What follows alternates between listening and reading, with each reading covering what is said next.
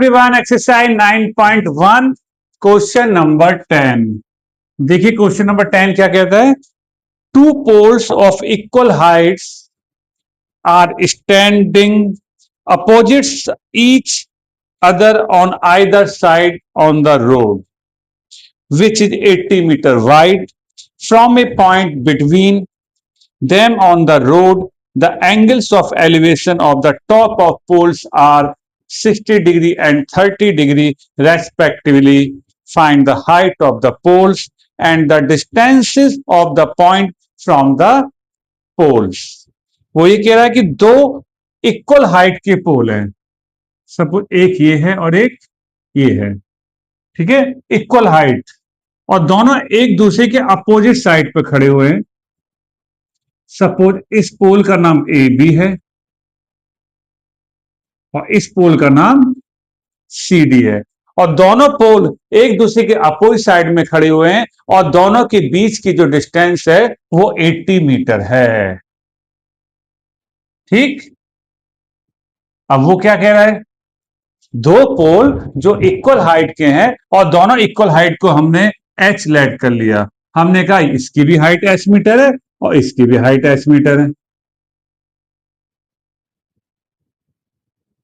ठीक,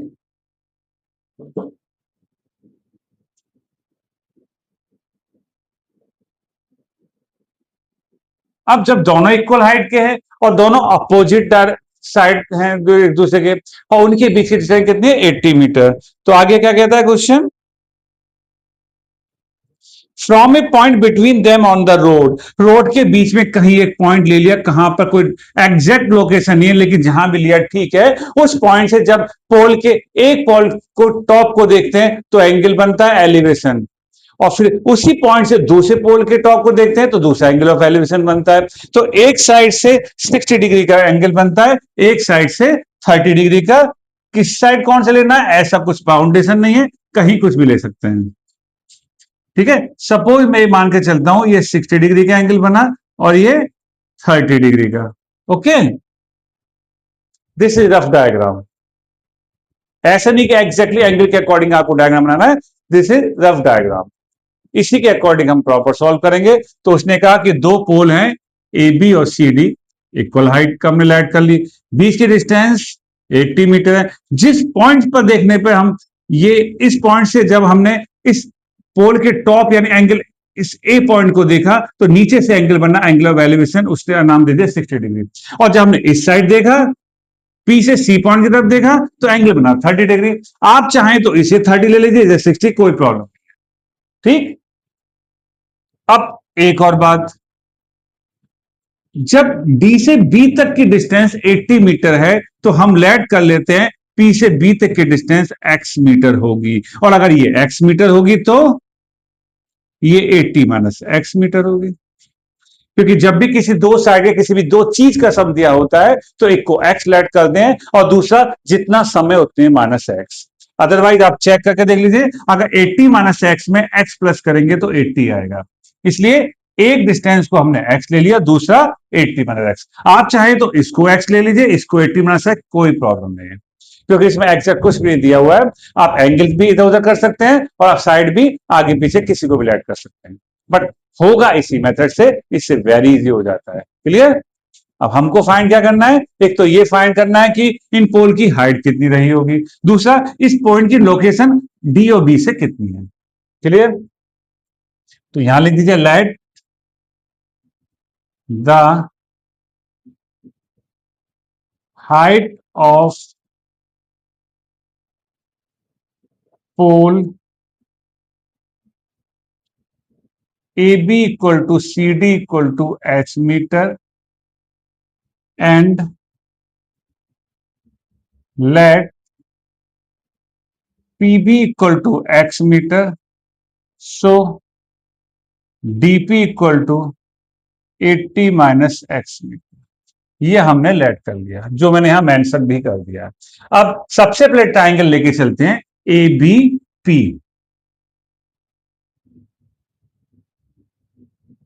in triangle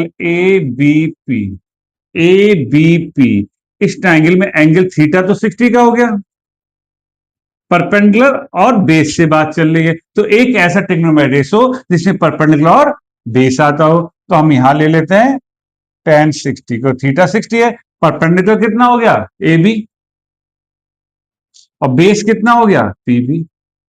tan 60 √3, A B H let किया है, पी बी एक्स लेट किया है, तो यहां से आपका h इक्वल टू एक्स √3 आ गया इक्वेशन 1।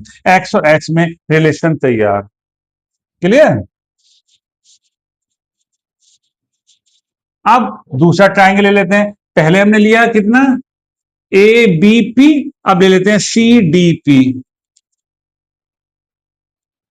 इन ट्राइंगल सी डी पी। अब पहले थीटा 60 लिया था, अब थीटा 30 ले लेते हैं, tan थीटा आ गया परपेंडिकुलर अपॉन बेस, और tan थीटा क्या है 1/√3। सी डी क्या है, सी डी है h, डीपी क्या है 80 - x, क्लियर। अब एक काम करते हैं, इस h के प्लेस पर x√3 लिख देते हैं, और यहां लिख देते हैं फ्रॉम 1, यहां लिख देते हैं फ्रॉम 1, क्लियर। एक वेरिएबल में हमने इसको कन्वर्ट कर दिया।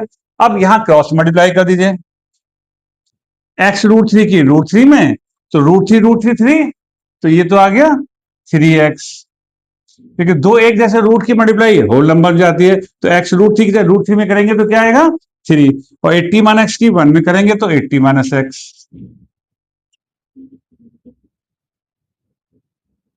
x को उधर लेकर आए, 3x + x 4x, और मल्टीप्लाई वाला डिवाइड बाई, तो x की वैल्यू तो आ गई 20 मीटर।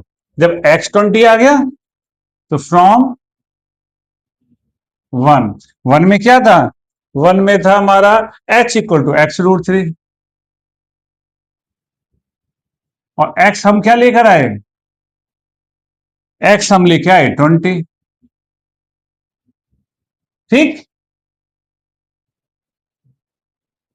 तो h आ गया, x आ गया, अब क्या लिखेंगे हेंस, अब हम लिखेंगे hence the height of the poles, क्या लिखेंगे, जो लेट होता है वही हेंस होता है, hence the height of the pole A B equal to C D equal to 20√3 metre. Board exam में √3 की वैल्यू अप्लाई करके आएगा 1.732, तो 20 × 1.732 जो भी आए वो सॉल्व करके आइएगा, ठीक। And distance from P, P B equal to x equal to 20 metre, and DP equal to 80 - x equal to 80 - 20 equal to 60 metre. तो हमारी पी से लोकेशन आ गई, दोनों पोल कितनी डिस्टेंस पर है, और पोल एक्चुअल में थे कितने हाइट के, वो हमें पता लग गया, ठीक है। तो क्लियरली आपको समझ में आ गया होगा, तो करते रही प्रैक्टिस, बने रही हमारे साथ, थैंक यू।